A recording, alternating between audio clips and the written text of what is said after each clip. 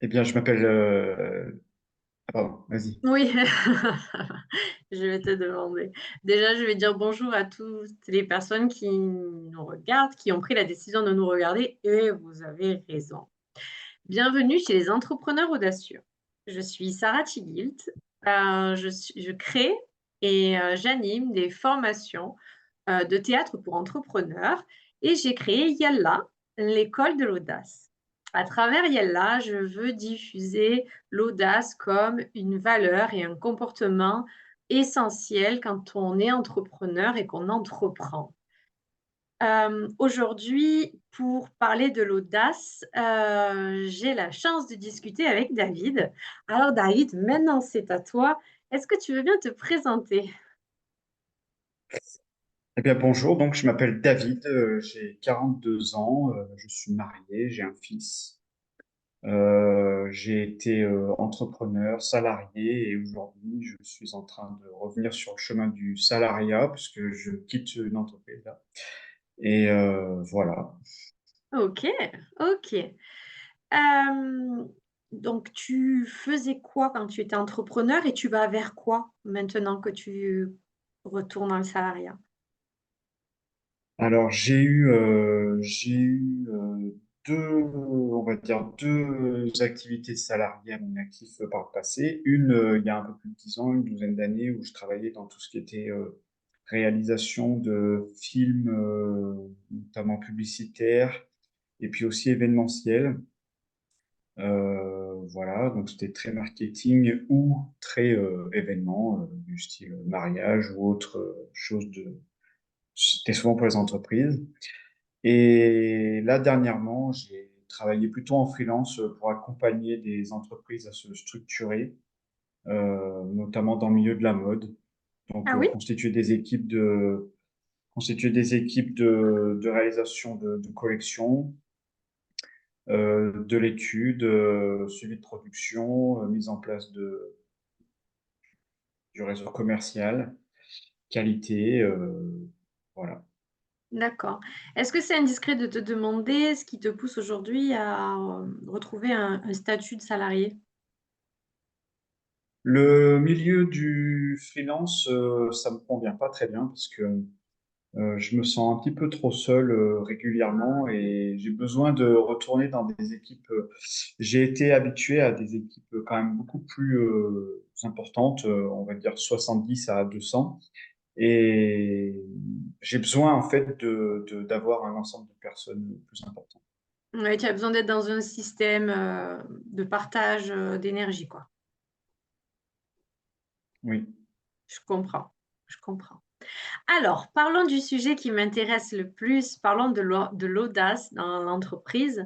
Est-ce que tu veux bien nous donner, ta vision de l'audace? Qu'est-ce que c'est pour toi être audacieux? Imaginons que je sois une jeune fille de 5, 6 ans, une petite fille quoi, et je te demande: «Dis-moi David, c'est quoi l'audace?» Alors, je dirais que pour une petite fille, c'est quand même pas évident de définir. Moi, je dirais que l'audace, c'est quelque chose, n'importe comment, qui s'apprend. Donc, c'est pas à 5 6 ans qu'on va devenir audacieux tout Tu de suite. crois? Parce que pour moi, audacieux, ça veut pas dire insouciant. Pour moi, audacieux, ça veut dire qu'il faut avoir confiance en soi et être persévérant. Donc, la confiance en soi, elle s'apprend et la persévérance, bah, c'est à force de chuter et de se relever qu'on apprend à persévérer et à voir que c'est utile.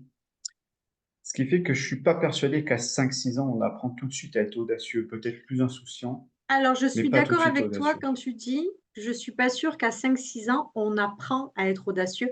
Moi, je suis sûre qu'à 5, 6 ans, on l'est de nature.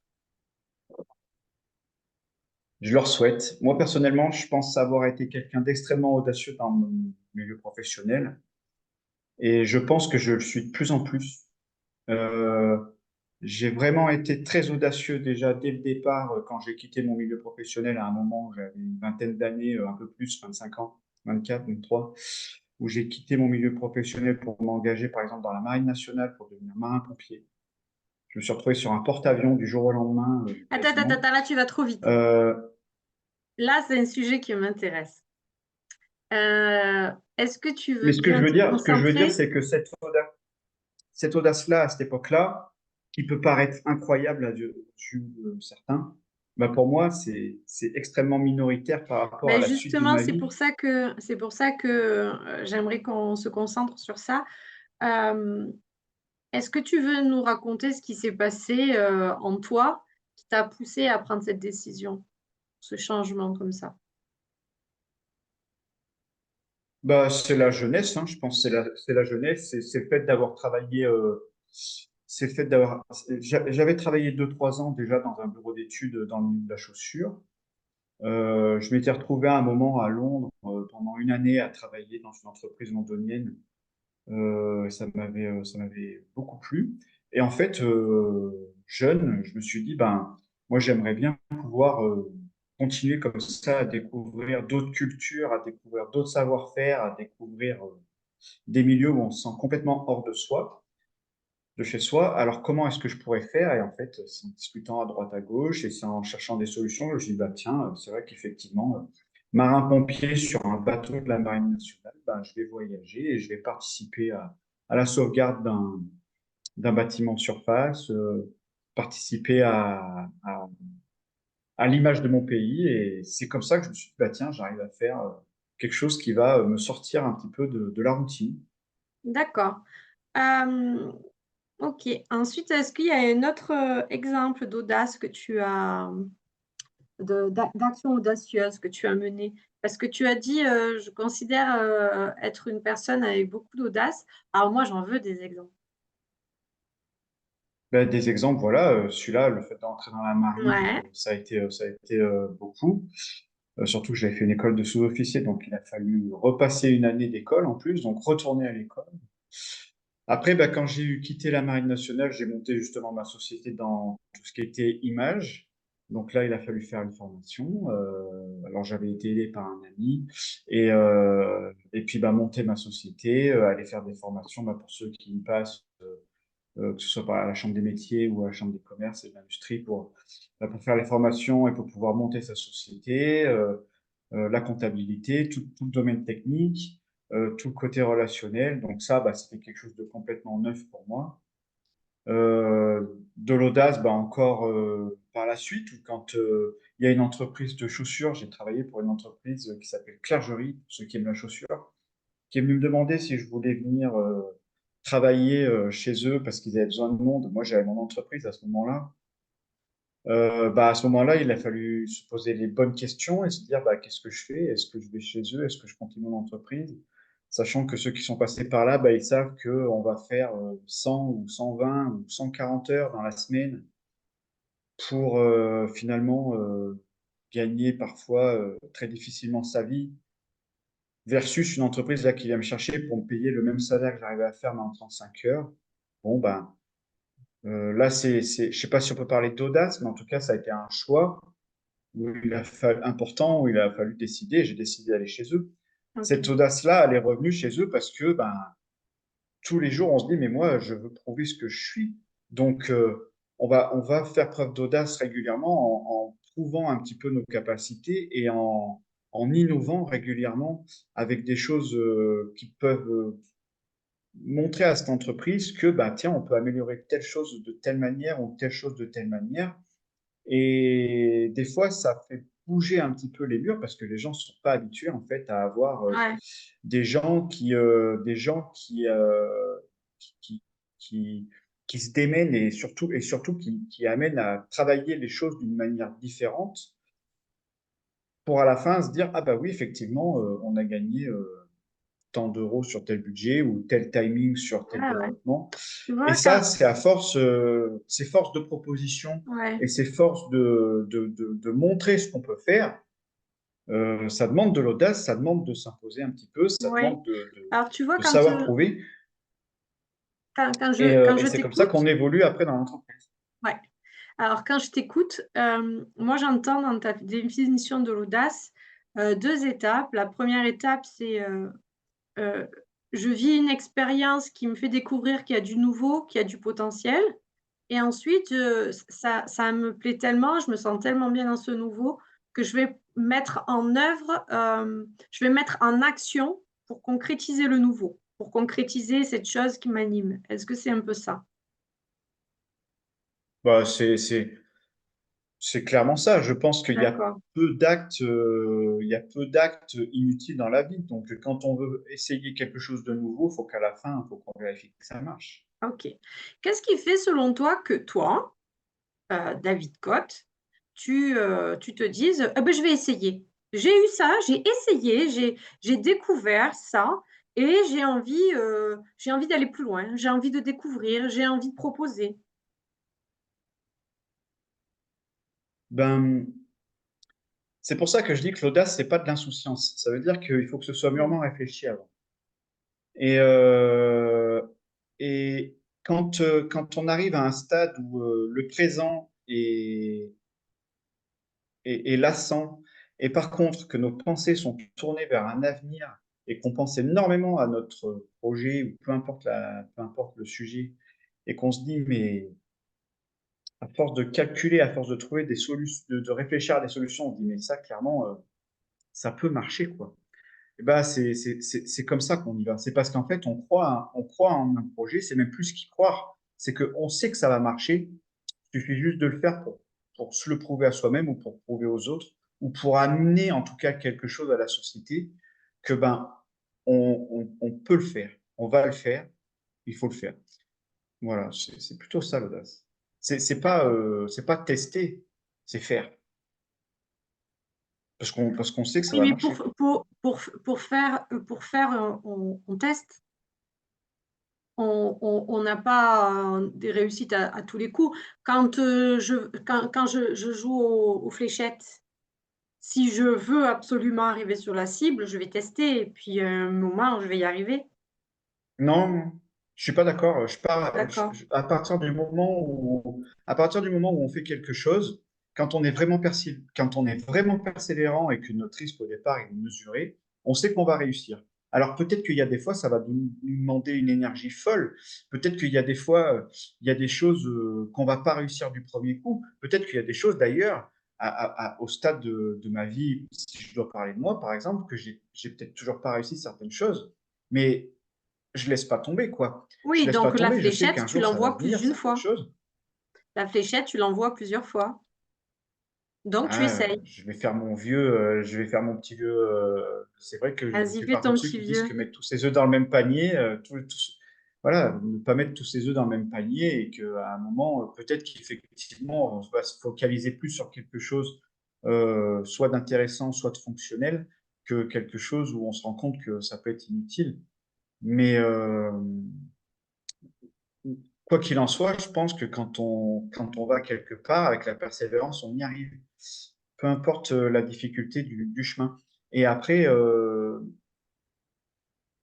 tout, c'est-à-dire que le chemin, en plus, peut changer. Ça veut dire que c'est pas parce qu'on a une idée au départ en disant, mais si, mais ça va marcher. Et puis, en fait, au fur et à mesure de notre avancée, on se rend compte que je suis pas, en fait, mon chemin, il faut que je le décale parce que mon idée de base, elle est peut-être pas mal, mais en fait, je me rends compte que je peux faire mieux. Ce qui fait que du coup, notre but peut quand même changer au fur et à mesure. Ça ne veut pas dire qu'il a été inutile au départ, Non. mais en tout cas, c'est une voie à prendre. Et je vais prendre celui qui a inventé le. Enfin, je connais pas l'histoire de celui qui a inventé le parapente, mais à mon avis, il s'est pas amusé à sauter d'une montagne au premier coup. Il a sauté d'un petit muret, d'un mur, j'en sais rien. Et en fait, au fur et à mesure, eh ben, il a amélioré son truc et petit à petit, il a fini par arriver à voler avec son parapente. Mais il n'a pas sauté d'une montagne comme ça pour voir. Et je pense que son projet, il a mûri, il a réfléchi, il a évolué au fur et à mesure de ses essais et de ses chutes. Quand il s'est rendu compte qu'il tombait mal et que trop vite, trop fort, il a amélioré son idée. OK. OK, OK. Si tu pouvais alors là, je vais demander au poète qui est en toi de se révéler. Si tu pouvais en une phrase ou 2 ou en une métaphore, hem, dire, vu qu'on a parlé un moment de ta définition de l'audace, Si tu devais résumer en une phrase ou en une métaphore, tu dirais que l'audace, c'est comme ou c'est?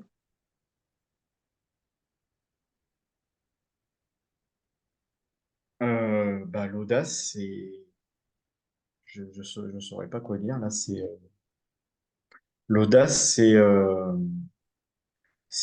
ce que je disais au départ. C'est un mélange de confiance et de persévérance. D'accord, OK. C'est ce que j'entends. De confiance et de persévérance. La confiance en soi et en ses idées? Oui, oui, oui, la confiance en soi et en ses idées. Ouais. D'accord, OK. Si tu avais des milliers d'entrepreneurs devant toi, qu'est-ce que tu leur dirais? Par rapport à l'audace, Oui, ou par rapport à leurs envies, si tu avais un message à donner à des entrepreneurs qui n'osent pas forcément, qui se sentent pas tout à fait tout le temps très légitimes ou qui souvent avant d'agir, heu, ont tendance à se laisser un peu brouiller par la voix dans leur tête qui leur dit: «Oh non, pas maintenant, attends, tu devrais pas», et cetera. moi je pense que les entrepreneurs, alors bah, ça va dépendre déjà de celui qui a déjà été un petit peu dans ce milieu-là et celui qui n'a pas été. Mais alors celui qui est vraiment novice, on va dire, faut vraiment, vraiment, mais ça je pense que on le répète 1000 fois, c'est il faut vraiment, vraiment se faire accompagner, quoi. C'est-à-dire que ce que les gens donnent comme avis dans les milieux comme à la CMA ou à la CCI, et qui vont déjà analyser un petit peu notre projet. Alors, ça dépend du projet, parce que des fois, il y a des projets d'envergure qui sont tellement complexes et tellement novateurs qui vont avoir du mal un petit peu à se faire un cadre dans le milieu normal d'un projet. Quelqu'un qui va aller sur des projets, par exemple, type web marketing, ça va être complètement différent de quelqu'un qui ouvre une boulangerie, parce Oui. qu'on va pas arriver à chiffrer, on va pas arriver à chiffrer la rentabilité du projet de la même manière. Donc, il va y avoir des choses beaucoup plus compliquées d'un côté ou de l'autre. Mais quoi qu'il en soit, faut pas hésiter en fait à aller poser la question, à démarcher, à voir ce qu'en pensent les gens. Ça pour moi, c'est extrêmement important parce que si tout le monde me dit non, mais ça tient pas debout ton truc, bah, ça évitera beaucoup d'efforts pour rien. Si nous, en fait, on se rend compte qu'on n'a peut-être pas tout à fait la tête sur les épaules déjà dès le départ. À l'inverse, Donc oser en parler et quand oser présenter notre idée à des experts, quoi. ah oui, tout à fait. Alors là, ça, par exemple, moi, sur mon premier projet d'entreprise, j'osais pas trop en parler parce que j'avais peur de me faire doubler, etc. En fait, je pense que ça, c'est une erreur. Je pense qu'il faut vraiment en parler parce que de toute façon, si nous, on est prêt dans notre tête, on sera le premier à développer le truc. Et puis ça permet en fait de vraiment avoir des idées, des retours, potentiellement même des collaborations, parce qu'il y a des gens qui vont venir nous aider des fois à grimper un projet alors on s'imagine peut-être capable de tout faire tout seul. Et en fait, on perd beaucoup de temps, d'énergie pour des choses qui pourraient être bah, finalement prises en charge par certains pour vraiment des coûts vraiment moindres. Et on peut gagner en timing, on peut gagner en beaucoup de choses, Ouais, quoi. se mettre en Il lien, y a, se il y mettre a en lien, ouais. Non, non, oui, oui. Il y a pas beaucoup de gens qui sont là pour doubler. Donc vraiment, si vous avez une idée, bah, faut en parler. Parce que vous êtes le premier, de toute façon, vous avez le truc dans la tête, donc vous êtes le premier. Voilà. OK. Bah, en tout cas, je te remercie David pour ce moment. Il a été riche, et vous les entrepreneurs audacieux, j'espère que vous repartez de cet échange avec, l'envie d'y aller, l'envie de parler de vos projets, oser en parler, oser contacter sur les réseaux des personnes, comme je le fais moi, hein: «Coucou, ça va? Est-ce qu'on peut parler de nos activités respectives?» et puis parler de votre idée et voir, les retours. Je suis tout à fait d'accord avec toi David. Moi, la première année, avant de créer Yalla, j'allais dans les réseaux entrepreneurs, tu sais, les petits déjeuners qu'on prend tous ensemble et j'allais voir tout le monde: «Bonjour, j'ai prévu de faire ça, qu'est-ce que vous en pensez? Bonjour, j'ai prévu de faire ça, qu'est-ce que vous en pensez?» récupéré plein de retours comme ça. J'ai même eu les premiers contrats alors que Yalla n'était même pas encore créé. Donc, moi, je vous dis, allez-y à fond, les gars. Et je vous dis à très vite. Et je finis toujours par ça, les entrepreneurs, Yallah!